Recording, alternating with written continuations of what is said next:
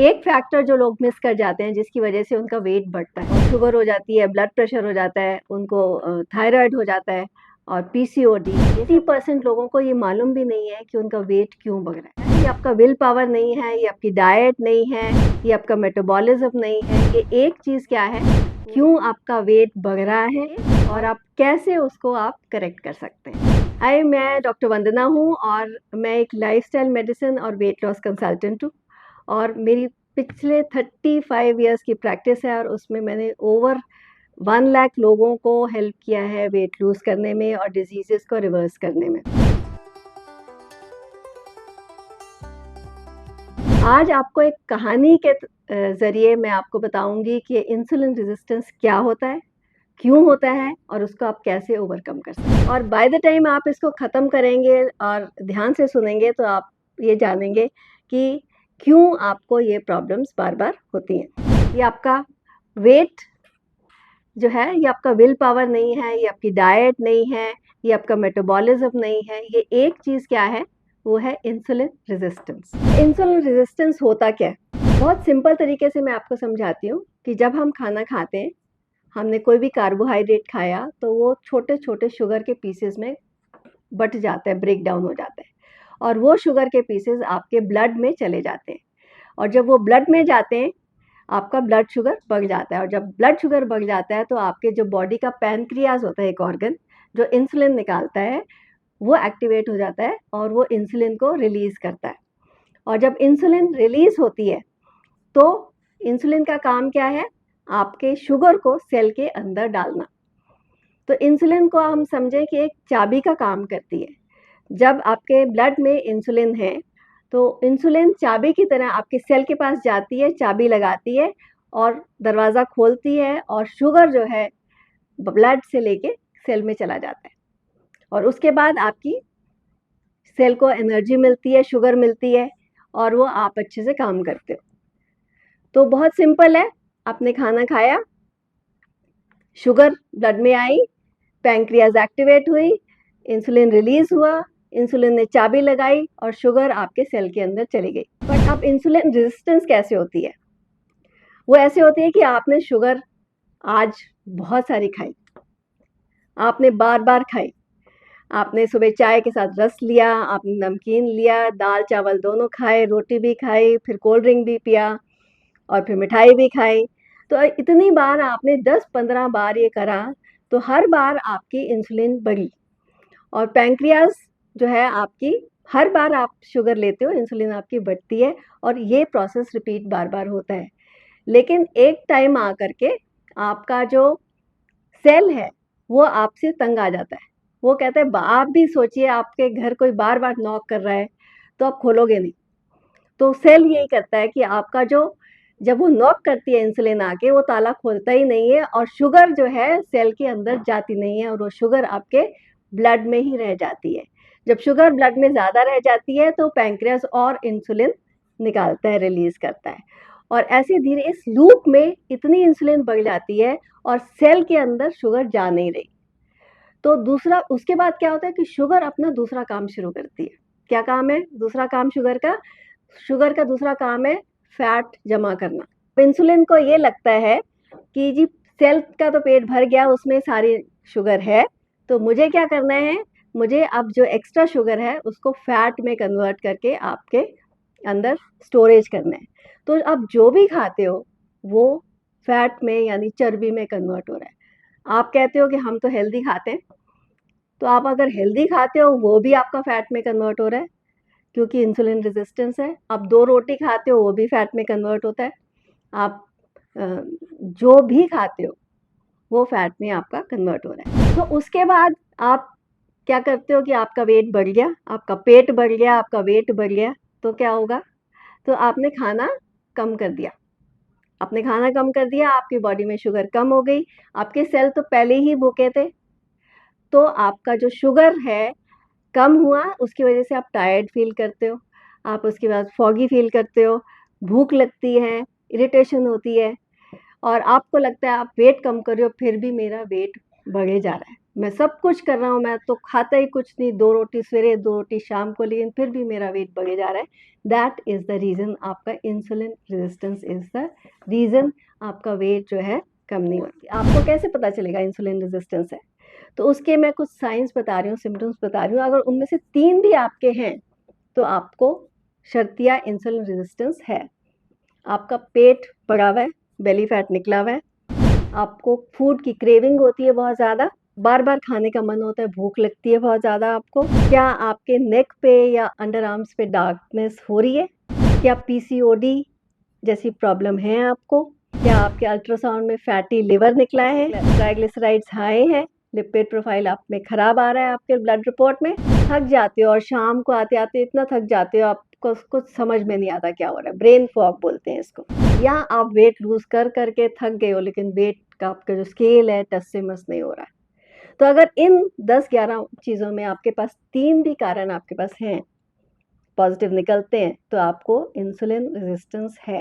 एक चीज़ पे और हम बात करेंगे आज कि इंडिया में ये क्यों बढ़ रही है प्रॉब्लम। इंडिया में आज की डेट में आप मानेंगे नहीं, इंडिया को वर्ल्ड का डायबिटीज़ कैपिटल माना जाता है। जितने डायबिटिक्स इंडिया में हैं, कहीं पे भी नहीं है। और 80% जो है लोगों को इंसुलिन रेजिस्टेंस है, उसकी वजह से उनका ये प्रॉब्लम बढ़ रही है। तो उसका रीज़न ये है कि हमारा लाइफ़स्टाइल तो बदल गया बहुत जल्दी-जल्दी, लेकिन हमारी बॉडी ने अडैप्ट नहीं किया। तो इसकी वजह से ये हमारी प्रॉब्लम इंडिया में बढ़ती चली जा रही है और 80% लोग डायबिटिक या प्री डायबिटिक है और उनको पता भी नहीं है उनको है। जिसके पास भी बेली फैट है, पेट जिसका निकला हुआ है, उसको अंदर से प्री डायबिटिक वो 80% है ऑलरेडी। तो उसका ध्यान बहुत रखना चाहिए और अगले वीडियो में हम इसको कवर करेंगे बेली फैट को। तो क्या 5 रीज़न्स हैं जो कॉमन हमारी डाइट में आपको देखने को मिलते हैं। सबसे पहले तो हम जो चाय पीते हैं, मैं आज ही सुबह बात कर रही थी किसी से, तो क्या खाते हो? कुछ ख़ास नहीं खाते। क्या खाते हैं? सुबह उठ के चाय और रस। अब सबसे बड़ा कल्प्रिट क्या है? चाय तो फिर भी ठीक है, जो रस आ जाता है, उसमें वो अल्ट्रा प्रोसेस्ड फूड है, उसमें चीनी है और खाया सिर्फ़ एक रस। उसके बाद मैदे वाली चीज़ें, शुगर वाली चीज़ें, हाई कार्बोहाइड्रेट चीज़ें हम बहुत खाते हैं, रिफाइंड चीज़ें बहुत खाते हैं और शाम को नमकीन, बिस्किट, चाय उसके बिना हज़म होती नहीं।